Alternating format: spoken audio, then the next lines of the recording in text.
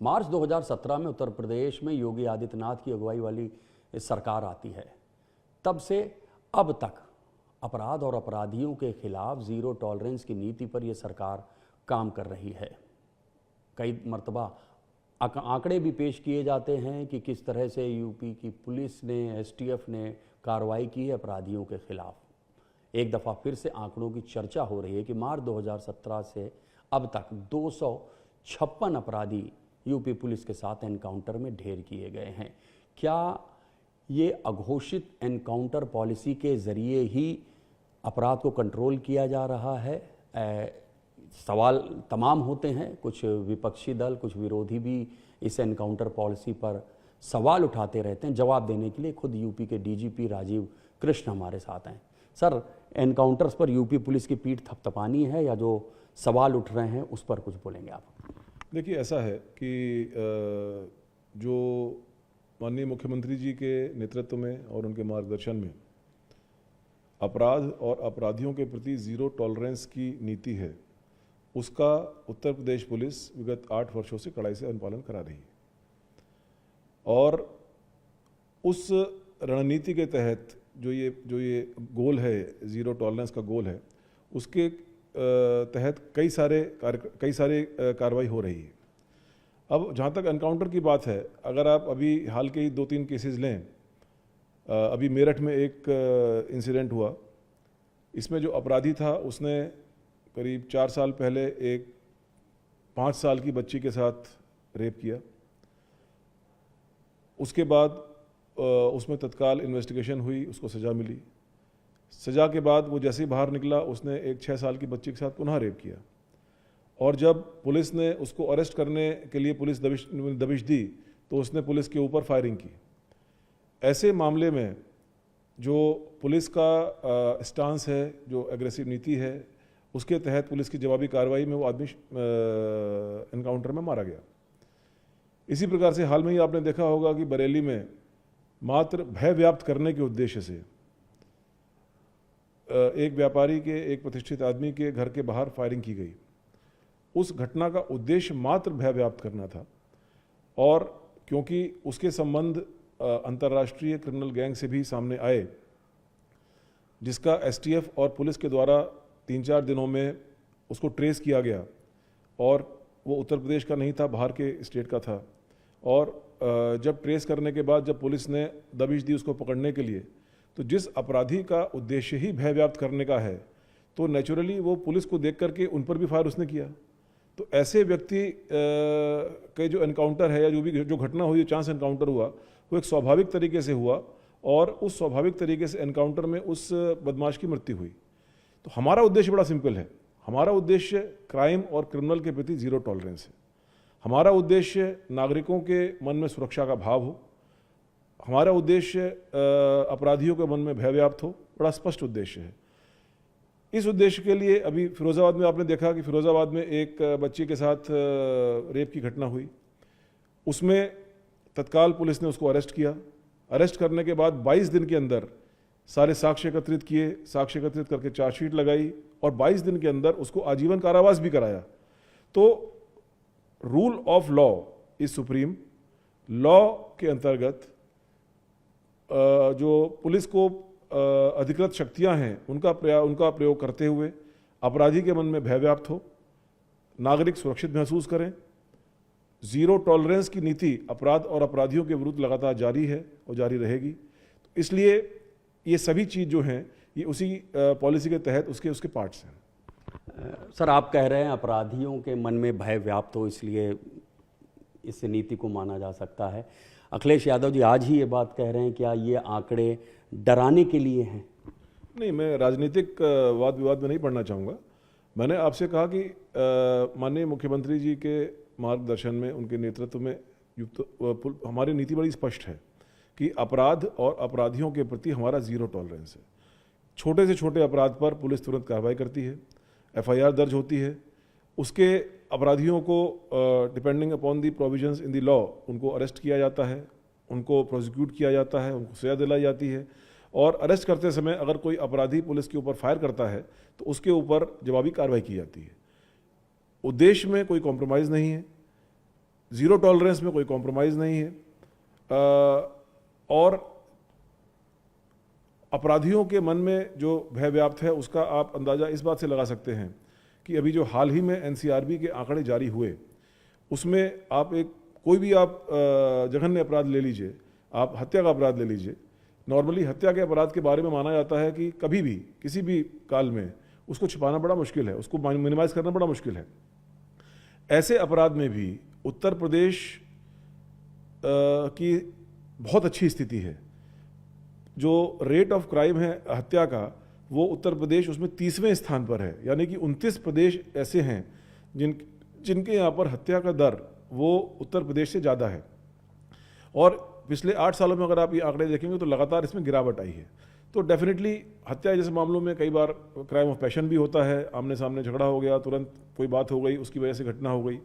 लेकिन जो एक आपराधिक पृष्ठभूमि के लोग हैं, जो एक ऑर्गेनाइज्ड वे में शूटर्स या इस प्रकार के जो घटनाएं होती हैं, उसमें डेफिनेटली कमी आई है। और यही कारण है कि जो हमारे नागरिक हैं वो एक बेहतर ढंग से, एक बेहतर सुरक्षा भाव के साथ उनमें एक सुरक्षा का भाव आया है, और अपराधियों के मन में डेफिनेटली डर आया है, कानून का डर आया है, जो कि होना भी चाहिए। एक आरोप और लगता है, पुलिस का पॉलिटिकल इस्तेमाल किया जा रहा है उत्तर प्रदेश में। नहीं, ऐसा कोई बात नहीं है। आपने देखा होगा कि जो रूल ऑफ लॉ है वो सबके लिए बराबर है। उस रूल ऑफ लॉ के तहत हम लोग कार्रवाई करते हैं। अभी आपने देखा होगा कि मिशन शक्ति का कार्यक्रम चला। मिशन शक्ति का कार्यक्रम 22 सितंबर से शुरू हुआ और अब लगभग 1 महीने का वो कार्यक्रम है, वो चल रहा है। इस कार्यक्रम में उत्तर प्रदेश पुलिस और 17-18 अन्य विभागों के साथ माननीय मुख्यमंत्री जी के मार्गदर्शन में उन्होंने इस बात के लिए वीसी भी ली थी। हमारे जो नागरिक हैं, हमारी जो बहन बेटियां हैं, महिलाएं हैं, बालिकाएं हैं, उनके स्कूलों में जाकर के उनको वहाँ एक सुरक्षित माहौल प्रदान करना। करीब 1.5 लाख विजिट्स उत्तर प्रदेश पुलिस ने पिछले 20 दिन में की हैं। करीब 7,500 ऐसे शोहदे पकड़े हैं, अरेस्ट किए हैं, जो कि वहाँ पर जाकर के इस प्रकार की हरकत कर रहे थे जिससे कि किसी भी प्रकार की असहज भावना किसी बालिका के मन में हो। तो रूल ऑफ लॉ के अंतर्गत रहते हुए, एक ज़ीरो टॉलरेंस की नीति को अपनाते हुए पुलिस अपना कार्य करती है। इसमें कुछ लोग ऐसे होते हैं, कुछ जो अपने व्यक्तिगत कारण से कुछ टिप्पणी करते हैं, बट मैं पॉलिटिकल वाद विवाद में नहीं जाना चाहूँगा। जब एनकाउंटर्स की बात होती है तो एक बात ये भी सामने आती है कि कुछ धर्म या जाति विशेष को टारगेट किया जाता है। बिल्कुल ये बात गलत है, इसको हम सिरे से खारिज करते हैं। मेरे पास इस टाइम आंकड़ा नहीं है जिसमें मैं बता सकूं कि कोई अमुक जाति या अमुक धर्म का कोई व्यक्ति की क्या संख्या है, ना हम उस तरह के आंकड़े इकट्ठे करते हैं। लेकिन ये जरूर है कि जो भी अपराधी है, अगर पुलिस से एंगेज करता है, पुलिस को एंगेज करता है और अरेस्ट को इवेट करने की कोशिश करता है, पुलिस को एंगेज करता है, तो उसके खिलाफ पुलिस कड़ी कार्रवाई करती है। और इसमें मैं समझता हूँ कि हर तरह के और हर जाति के लोग रहते हैं, अपराधी रहते हैं, जो लोग नहीं अपराधी रहते हैं, और कड़ी कार्रवाई सबके खिलाफ होती है। सर, गो तस्करी के खिलाफ अभियान चलता रहता है उत्तर प्रदेश में, काफ़ी कार्रवाई भी हुई है, लेकिन एक इंसिडेंस गोरखपुर में भी होता है जहां पर एक गो तस्करों का पीछा कर रहा था छात्र और उसकी हत्या कर दी जाती है। इसको कैसे देख रहे हैं? बहुत जघन्य अपराध है। वो छात्र नीट का परीक्षा के लिए अपीयर हो रहा था, उसका कोई व्यक्तिगत इंटरेस्ट नहीं था, उसका कोई एक पब्लिक गुड के लिए, एक सामाजिक कार्य के लिए वहाँ पर जब अपराधी वहाँ पर पहुँचे तो उन अपराधियों को गांव वालों ने चैलेंज किया, और वो जब वो भागे वहाँ से तो अपनी स्कूटी के माध्यम से उसने उनका पीछा किया और उसी दौरान उसकी हत्या कर दी गई। बहुत ही जघन्य अपराध है, बहुत ही गंभीर अपराध था। उत्तर प्रदेश पुलिस ने, एसटीएफ ने इसको चुनौती की तरह स्वीकार किया, और मैं समझता हूँ कि 5-6 दिन के अंदर ही अपराधियों की पहचान करके उनके खिलाफ कार्रवाई की गई। इसमें 7-8 अपराधी अरेस्ट हुए, एक अपराधी मुठभेड़ में मारा गया। तो जो भी अपराधी अगर पुलिस को एंगेज करेगा, ये सभी अपराधी जो मारे जाते हैं नेचुरली बहुत डेस्परेट टाइप के होते हैं, इनको कानून का भय नहीं होता है, और पुलिस के सामने रहते हुए भी उन पर फायरिंग करते हैं, फायरिंग करने का प्रयास करते हैं। तो उसमें जो आत्मरक्षा में जो टैक्टिक्स का इस्तेमाल करते हुए पुलिस कार्रवाई करती है, उसमें इनमें से कुछ अपराधी घायल होते हैं, कुछ अपराधी मारे जाते हैं, पुलिस भी घायल होती है। अगर आप आंकड़े देखेंगे तो हमारे करीब 18 जवान हमारे शहीद हुए हैं पिछले 7-8 साल में, हमारे 200 से ज़्यादा कर्मी हमारे घायल हुए हैं। तो अपनी जान हथेली पर रख करके पुलिस इन अपराधियों को पकड़ती है। इन अपराधियों में से कुछ अपराधी पुलिस पर फायरिंग करते हैं, जिसमें ये कार्रवाई होती है। सर, ये बात हो गई कन्वेंशनल क्राइम की। जब कन्वेंशनल क्राइम से हम लोग आगे हटते हैं तो एक बहुत बड़ा चैलेंज है साइबर क्राइम का, या यूं कहें मोटे तौर पे कि यहाँ पर तू डाल डाल में पात पात जैसी स्थिति है कि पुलिस से हमेशा साइबर अपराधी है वो आगे ही रहें। उसको कैसे कंट्रोल करेंगे? वो ये समस्या बढ़ती जा रही, चुनौती है बड़ी। जी बिल्कुल, आपने सही कहा। अगर आप आंकड़ों को देखेंगे तो आप पाएंगे कि समय के साथ साथ पब्लिक में मोबाइल का, कंप्यूटर का और ख़ास तौर से ई-कॉमर्स का उपयोग बहुत बढ़ गया है। आज से 10 साल पहले 100 में से 1 आदमी या 2 आदमी डेबिट कार्ड का या क्रेडिट कार्ड का इस्तेमाल करते थे। ऐप्स नहीं थे या बहुत कम थे। ख़ास तौर से कोविड काल के दौरान और कोविड काल के बाद में इन ऐप्स का और इलेक्ट्रॉनिक कॉमर्स का, ई-कॉमर्स का प्रचलन बहुत ज़्यादा बढ़ा। आज मैं समझता हूँ कि कम से कम 90% लोग जो हैं वो ई-कॉमर्स के माध्यम से, जो ये क्विक कॉमर्स है उसके माध्यम से अपना आदान प्रदान करते हैं, सामान मंगाते हैं, पैसे देते हैं।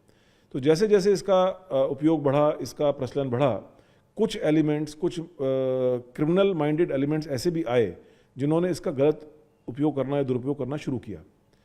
उत्तर प्रदेश पुलिस ने एक बहुत ही योजनाबद्ध तरीके से इस पर कार्रवाई शुरू की है। मैं आपको बताना चाहूँगा कि MHA, I4C एक संगठन है MHA के अंदर, प्रदेश सरकार, इन सब ने मिलकर के एक वृहद प्लेटफॉर्म तैयार किया है I4C का। और उत्तर प्रदेश पुलिस में पिछले 3 महीने में हमने पहले 10 साल पहले पूरे प्रदेश में एक थाना हुआ करता था साइबर क्राइम का। करीब 6 साल पहले सभी रेंजेस में थाने बने, 18 थाने बने। करीब 3 साल पहले जो है प्रत्येक ज़िले में एक थाना बना, 75 थाने बने। तो जैसे जैसे अपराध का स्वरूप और प्रकृति बढ़ी, वैसे वैसे पुलिस का रिस्पांस भी बढ़ा। ऐसा आपने बहुत कम देखा होगा कि पुलिस जैसे कन्वेंशनल डिपार्टमेंट में 10 साल के अंदर कोई एक पर्टिकुलर थाना की संख्या 1 से बढ़कर 75 हो गई हो। और आज की तारीख में स्थिति ये है कि सभी 1578 थानों में हमारी साइबर हेल्पलाइन है। उनके लोगों को ट्रेन किया गया है। उनके लोगों को पिछले 3 महीने में करीब हमने 40,000 अपने कर्मियों को ट्रेन किया है। और आज की तारीख में कोई भी नागरिक अपनी समस्या को लेकर के किसी भी थाने में जाएगा तो उनकी उस समस्या का न केवल समाधान होगा बल्कि तुरंत निदान भी होगा। इसी परिप्रेक्ष्य में मैं आपको बताना चाहूँगा कि 1930 एक हेल्पलाइन नंबर है। ये एक आम हेल्पलाइन से बड़ी सुविधा है। इसमें अगर कोई हम लोग 3 चरणों में काम, तीन दिशाओं में काम, 3 योजनाओं के अंतर्गत काम कर रहे हैं। सबसे पहले तो हम लोग अवेयरनेस की कैंपेन चला रहे हैं। अवेयरनेस में अधिकतर जो विक्टिम्स हैं वो लोभ या प्रलोभन के कारण या इसी प्रकार के साइकोलॉजिकल कारण की वजह से अपना मोबाइल नंबर का जो OTP है या बाकी खुफिया जानकारी है, पर्सनल जानकारी है, वो दे देते हैं। तो पहले तो हम लोगों का यही प्रयास है कि अवेयरनेस के माध्यम से लोगों को बताएं कि अपने इन पर्सनल जानकारियों को शेयर ना करें। उसके बावजूद भी अगर किसी व्यक्ति के साथ कोई ठगी, साइबर ठगी हो जाती है, साइबर क्राइम हो जाता है, तो 1930 एक ऐसा नंबर है जो कि भारत सरकार द्वारा संचालित किया जाता है। और इसमें देश के सभी बैंक्स और NBFCs जुड़ी हुई हैं। यानी कि अगर कोई व्यक्ति साइबर ठगी का शिकार होता है और वो अविलंब, समय सबसे इम्पॉर्टेंट है, अगर वो अविलंब 1930 पर कॉल करता है तो इमीडिएटली जिस बैंक में उसका ट्रांजैक्शन हुआ है या ठग ने पैसा लिया है, उस बैंक में उसका उतने अमाउंट फ्रीज हो जाता है। और पिछले 3 महीने में हमने बड़ा एग्रेसिवली उत्तर प्रदेश पुलिस में काम हुआ है। पिछले 3 महीने में आपको जानकर आश्चर्य होगा कि करीब 50% जो रिकवरी है वो बढ़ी है। मतलब पहले करीब 12% हुआ करती थी रिकवरी, अब 18% हो गई, 50% रिकवरी बढ़ी है और ये लगातार बढ़ेगी। तो साइबर क्राइम के लिए जैसा अपराध है उसी प्रकार से हमारा रिस्पांस भी उससे ज़्यादा ही तेज़ी से आगे बढ़ रहा है। और मुझे पूरा विश्वास है, मुझे पूरा कॉन्फिडेंस है कि बहुत ही कम समय में, विदिन 6 महीने, विदिन 8 महीने, हम इस पर काफ़ी हद तक काबू भी पा लेंगे। बहुत सारे सिस्टम्स ऐसे बने हुए हैं जिसमें जिन मोबाइल्स का इस्तेमाल साइबर क्राइम के लिए होता है उन मोबाइल्स को तुरंत ब्लॉक कराया जाता है। करीब उत्तर प्रदेश में पिछले हर महीने करीब 18 साढ़े 18 हज़ार मोबाइल ब्लॉक होते हैं और उनके IMEIs ब्लॉक होते हैं। जो म्यूल अकाउंट्स इस्तेमाल होते हैं इन बैंक्स का पैसा ले जाने के लिए उनको फ्रीज़ किया जाता है। जो बैंक कर्मी, कुछ जगह पर बैंक कर्मियों की संलिप्तता पाई गई है कि उन्होंने प्रॉपर्ली KYC नहीं किया और म्यूल अकाउंट खोल दिए जिनका उपयोग इस क्राइम के लिए कर रहा है, तो उन बैंक कर्मियों के खिलाफ कार्रवाई की जा रही है मुकदमा कायम करके। तो एक सुनियोजित योजना के तहत विभिन्न पहलुओं पर समवेत रूप से इसमें कार्रवाई हो रही है और जिसके परिणाम सामने आए हैं 3 महीने के छोटे छोटे पीरियड में, और आने वाले समय में इसके और अच्छे परिणाम होंगे और इस पर अपराध पर अंकुश लगेगा। सर, एक आखिरी सवाल। उत्तर प्रदेश बड़ा प्रदेश है, 24 करोड़ की जनसंख्या है। यहाँ पर कम्युनल हार्मोनी बनाए रखना बहुत चुनौतीपूर्ण भी है। एक बरेली का मामला हुआ, हालांकि उसको कम्युनल कहना उचित नहीं रहेगा, पुलिस की ओर से कुछ निर्देश दिए गए, फिर कुछ और वहाँ पे ATS कुछ गुड वर्क कर रही है। मुजाहिदीन आर्मी जैसे एक आउटफिट का नाम सामने आता है कि कुछ युवा खुद तैयारी कर रहे थे, कुछ धर्मगुरु उनके टारगेट पे थे, वो शरिया सरकार बनाने की कोशिश में लगे हुए थे, उनका मंसूबा था। छांगुर का एक गैंग पकड़ा जाता है वैध धर्मांतरण का। इसके लिए कोई बड़ा प्लान है? जहाँ तक कानून व्यवस्था का सवाल है, इस बारे में भी शासन की बड़ी स्पष्ट नीति है। Zero tolerance towards any attempt to disturb the law and order. किसी भी प्रकार के लॉ एंड ऑर्डर को डिस्टर्ब करने के प्रति शासन की, उत्तर प्रदेश पुलिस की बिल्कुल स्पष्ट नीति है, ज़ीरो टॉलरेंस। किसी भी व्यक्ति को लॉ एंड ऑर्डर को बिगाड़ने की इजाज़त नहीं है। जो भी व्यक्ति इस प्रकार का कुत्सित प्रयास करता है उसके खिलाफ कड़ी से कड़ी कार्रवाई की जाती है। अभी हाल फिलहाल में आपने बरेली में एग्जाम्पल देखा। इसके अलावा भी बाकी जगह भी जहाँ पर भी इस प्रकार के प्रयास हुए हैं वहाँ पर बहुत कड़ाई के साथ कानूनी कार्रवाई की गई है और यही कारण है कि पिछले 7-8 साल में कहीं पर भी कोई कम्युनल नेचर का कोई इशू नहीं हो पाया है। जहाँ तक अवैध धर्मांतरण की बात है, आपको ध्यान होगा जब आगरा में अवैध धर्मांतरण का गैंग पकड़ा गया था और छांगुर वाला गैंग पकड़ा गया था, तो उत्तर प्रदेश पुलिस की तरफ से एक अम्ब्रेला ऑपरेशन चलाया गया था। उस ऑपरेशन के तहत लगातार हमारी कार्रवाई विभिन्न जिलों में चलती रहती है। उसमें कोई एक धर्म विशेष की बात मैं नहीं कह रहा हूँ, कई जगह पर और भी शिकायतें आती हैं। जो भी शिकायतें आती हैं जिसमें अवैध धर्मांतरण की बात होती है, उसमें जो उत्तर प्रदेश अवैध धर्मांतरण निरोधक कानून है उसके तहत प्रभावी और कड़ी कार्रवाई की जाती है। और जो ये ऑपरेशन अस्मिता है जो उस टाइम चलाया गया था, उसमें लगातार कार्रवाई सभी जिलों में जहाँ जहाँ पर भी अवैध धर्मांतरण के मामले सामने आते हैं वहाँ पर कार्रवाई हो रही है। वो सर, मैं क्यों बता रहा था कि कुछ लड़के जो गिरफ्तार हुए हैं अलग अलग शहरों से, सोनभद्र से, सुल्तानपुर से, कानपुर से, कि उस बारे में कोई अपडेट हो? मुजाहिदीन आर्मी के नाम से वो एक आउटफिट बनाने की कोशिश कर रहे थे, उनका मंसूबा था कि देश में जो सरकार है चुनी उसको गिराएंगे, आगे शरिया सरकार बननी चाहिए और उसके लिए असलहे भी जुटाए जा रहे थे। वो कहाँ तक मामला पहुंचा? ATS ने उसको खुलासा किया उसका? तो उसमें अभी क्योंकि वो एक लाइव इन्वेस्टिगेशन है, अंडर इन्वेस्टिगेशन पूरा मामला है, एक सेंसिटिव इन्वेस्टिगेशन है, तो मैं इन्वेस्टिगेशन की प्रोग्रेस तो अभी शेयर नहीं करना चाहूँगा। बट मैं एक आपको जो शासन की और उत्तर प्रदेश पुलिस की जो नीति है उससे मैंने आपको बताया कि हमारी बड़ी स्पष्ट नीति है कि किसी भी प्रकार के इस प्रकार के प्रयास को सख्ती के साथ कुचला जाएगा। उत्तर प्रदेश के DGP राजीव कृष्ण, जिन्होंने कहा कि इस एनकाउंटर से किसी को भी डरने की ज़रूरत नहीं है, किसी को डराने के लिए नहीं है, अपराधियों के मन में भय व्याप्त हो इसलिए पुलिस के ये एंगेजमेंट्स हैं और जहाँ जहाँ पुलिस पर गोली चलाई गई है वहाँ पर पुलिस ने भी उसका जवाब गोली से दिया है। कैमरामैन अनिल के साथ ऋषभ मणि त्रिपाठी, न्यूज़ 18, लखनऊ।